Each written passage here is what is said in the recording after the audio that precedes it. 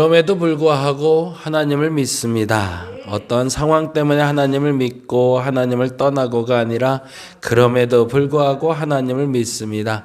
그것이 나의 믿음, 나의 신앙 되게 하시고 그렇게 버티는 것만 나의 삶의 전부가 아니라 그렇게 버텨낸 내게 하나님의 복을 허락하여 주옵소서.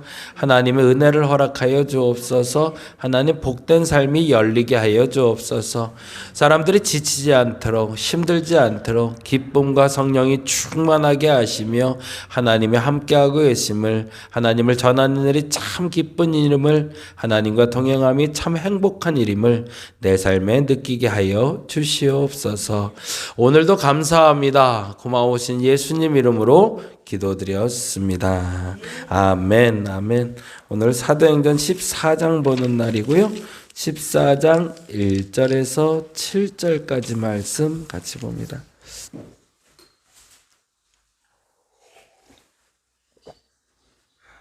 사도행전 14장 1절에서 7절 말씀 같이 읽겠습니다. 이에 이고니온에서 두 사도가 함께 유대인의 회당에 들어가 말하니 유대와 헬라의 허다한 무리가 믿더라. 그러나 순종하지 아니하는 유대인들이 이방인들의 마음을 선동하여 형제들에게 악감을 품게 하거늘 두 사도가 오래 있어 주를 힘입어 담대히 말하니 주께서 그들의 손으로 표적과 기사를 행하게 하여 주사 자기 은혜의 말씀을 증언하시니 그 시내의 무리가 나뉘어 유대인을 따르는 자도 있고 두 사도를 따르는 자도 있는지라. 이방인과 유대인과 그 관리들이 두 사도를 모욕하며 돌로 치려고 달려드니 그들이 알고 도망하여 루가오니아의 두 성 루스드라와 더베와 그 근방으로 가서 거기서 복음을 전하니라. 아멘. 오늘은 사도 바울과 바나바의 전도 여행, 그 끝물 1차 전도 여행의 마무리 부분을 같이 보고 있는데요. 바울과 바나바는 사실은 이방인들을 위해서 택함 받은 전도자라고 되어 있잖아요.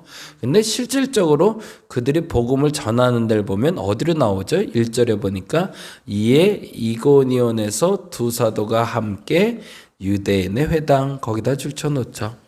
실질적으로 그들이 전한 데는 이방인들이 아니라 유대인의 회당이었다는 거죠. 근데 그도 그랬던 것이 사도 바울과 바나바가 이방인의 사도라고 스스로 인정하지 않은 것이 아니라 그것이 사람이 모이는 장소이기 때문에 그랬던 겁니다. 복음을 전하는 데 있어서 복음의 사람들이 모이는 곳에 가서 전해야지 사람이 없는 곳에서 전할 수 없고 알아듣는 사람 앞에서 전해야지 알아듣지 않는 사람 앞에 전할 수는 없잖아요. 그래서 시작은 유대인의 회당이 그들에게 복음을 전하는 통로가 됩니다. 근데 참 재밌죠? 그러니까 하나님이 하시는 일이라는 게 참 재미있어요. 왜 유대인의 회당이 만들어졌는가가 그 얘기를 하고 싶은 거죠. 본래 유대인은 예배는 반드시 어디서 드려야 되죠? 예루살렘 성전에서만 드려야 되거든요. 근데 어느 날 유대인들이 흩어지게 됐죠. 이유가 있었습니다. 나라가 망했거든요. 북이스라엘이 망하고 북이스라엘은 멸망하고 나서 아예 흩어져서 아무도 남질 않았고 남유다도 역시 흩어져서 각 처소로 전 세계로 퍼졌단 말이죠. 근데 안타깝게도 그들이 흩어져 있을 때 그들은 예루살렘을 갈 수가 없게 만들었어요. 어제도 성경 공부하다 그 얘기 했는데 아스르라는 나라와 바벨론이라는 나라의 정책이 그랬거든요.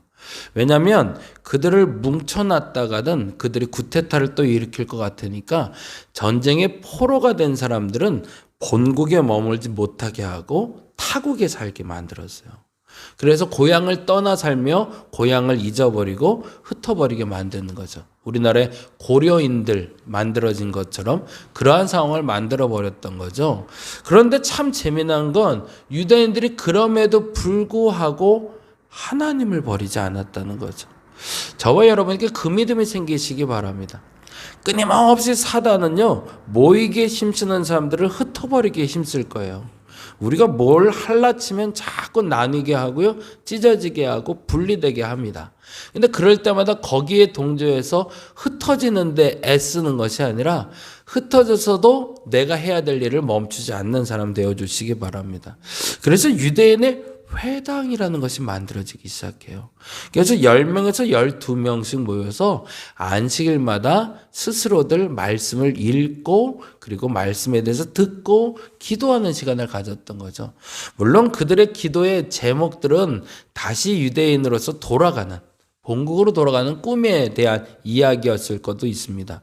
근데 중요한 것은 그것이 누가 시키지 않아도 335 전국계, 전 세계에 그 유대인의 회당이 생겼다라는 거죠. 그리고 그들이 마음에 간직한 하나, 여호와에 대한 신앙을 버리지 않은 것. 그것이 유대인의 회당의 시작이 됩니다. 그리고 나서 더 재미난 건 그 유대인의 회당이 복음을 전하는 통로가 되더라는 거죠. 때때로 우리가 어려움이라는 것을 겪고 있을 때 그 어려움이라는 통로를 통해서도 하나님이 역사하실 수 있다라는 겁니다. 그 사실을 바울과 바나바는 알고 있었던 거죠. 그래서 누가 통로가 돼야 되는지를 알고 유대인의 회당에 가서 복음을 전하게 됩니다. 근데 문제는 이렇게 되는 거죠. 14절 같이 한번 볼까요? 14절 2절입니다. 14장 2절. 그러나 순종하지 아니하는 유대인들이 이방인들의 마음을 선동하여 형제들에게 악감을 품게 하거든. 안타깝지만 그들이 유대인의 회당에서 복음을 전할 때 정말로 유대인들은 복음을 받아들이지 않고 오히려 이방인의 마음을 선동해서 악감을 품게 만들었다는 거죠. 그렇다고 좋은 일만 있는 건 아니라는 거예요. 근데 그 다음에 사도들의 태도가 멋있죠. 만약 이렇게 되면 나를 받아주는 사람보다 나를 불편하게 하는 사람이 많으면 그 자리는 자꾸 떠나고 싶은 게 인지상정이잖아요.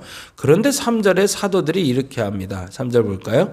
두 사도가 오래 있어. 거기다가 줄쳐놓을게요. 또 하나의 아주 중요한 근거 조건이 됩니다. 나를 멈추게 하는 것이 무엇인지 오늘 질문할 수 있기를 간절히 바랍니다.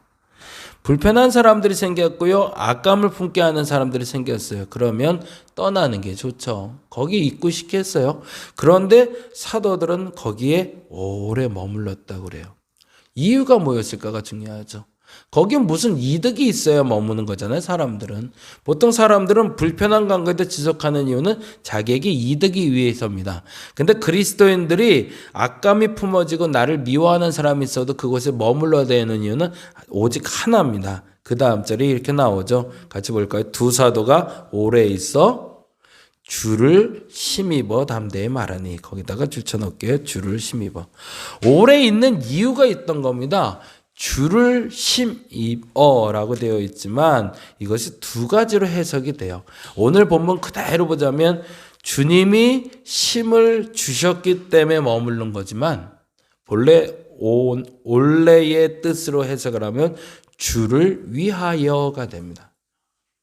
이게 결국엔 그들이 악감을 품게 만드는 그 상황에 고난이 찾아왔고 방해하는 사람이 생기는 그 상황에도 그들이 그곳을 떠나지 않고 오래 머물렀던 이유는 두 가지인 거죠. 첫째는 그 머물 수 있는 힘을 누가 주셨기 때문에 주님이 주셨기 때문이고, 그리고 또 하나는 내가 머물러야 되는 이유는 거기에 이득이 있기 때문이 아니라 거기에 주를 위하여 해야 할 일이 있기 때문에.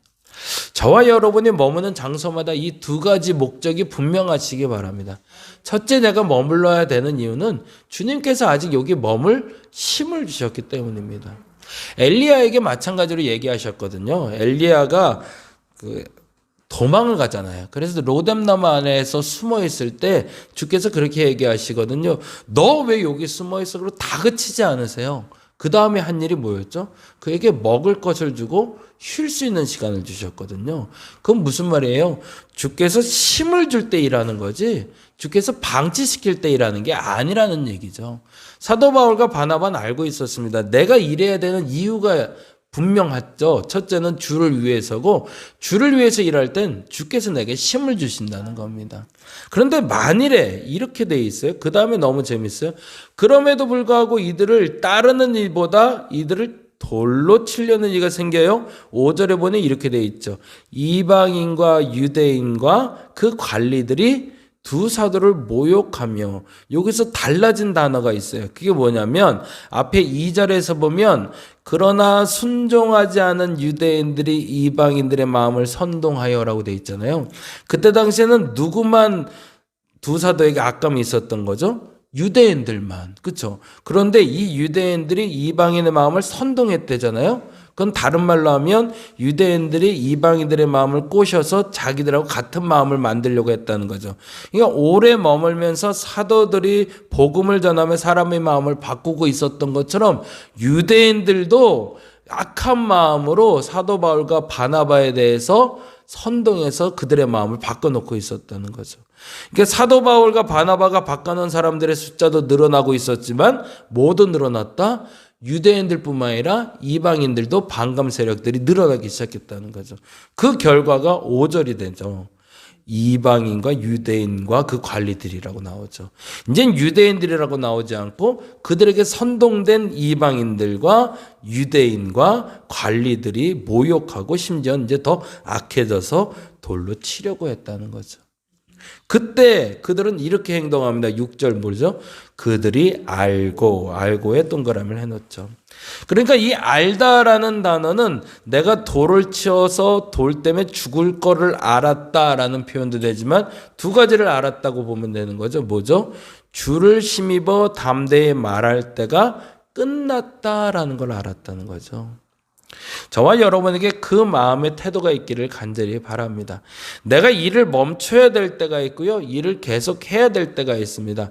주께서 부어주시는 힘이 멈추고 주를 위해서 해야 될 일이 멈추면, 그리고 그래야 될 때라면 아무리 내게 이득이 된다 할지라도 그 자리는 떠날 수 있어야 됩니다. 근데 만일에 내게 손해가 되더라도 아직은 주께서 내가 그 힘을 주시고 주를 위해서 일할 일이 있다면 내가 손해가 되더라도 그 일은 멈추지 말아야 됩니다. 나의 기준, 우리의 기준은 그렇게 되시기를 간절히 바랍니다. 세상은 이득을 쫓아 살아갑니다. 그리고 이득이 되지 않으면 과감히 그 자리를 탈탈 털고 떠납니다. 근데 교회는 그렇지 않더라는 거죠. 교회가 머물러야 되는 이유는 주를 위해서이고 지금도 주께서 머물 힘을 주시기 때문입니다. 그 두 가지가 분명해서 오늘 내가 머물러야 될 자리와 떠나야 될 자리를 온전히 구별할 수 있는 저와 여러분 되시기를 간절히 바랍니다. 기도하겠습니다. 맞습니다, 주님. 내가 머물러야 될 때가 있고 떠나야 될 때가 있습니다. 그걸 아는 게 지혜로운 겁니다. 근데 머물러야 될 때는 내게 이득이 돼서가 아닙니다. 내가 머무는 이유는 주께서 지금 머물 힘을 주시기 때문입니다. 그리고 주를 위하여 아직 해야 할 일이 남아 있기 때문입니다. 근데 반면 떠나야 될 때가 있습니다. 주께서 그 힘을 빼버리시고 혹은 주를 위하여 할 일이 더 이상 남아있지 않다면 그 자리를 떠날 수 있는 것도 지혜입니다. 이득 때문에 움직이는 것이 아니라 주님 때문에 움직일 수 있는 우리가 되게 하여 주시옵소서. 감사합니다. 고마우신 예수님 이름으로 기도드렸습니다. 다 같이 기도하고 돌아가겠습니다.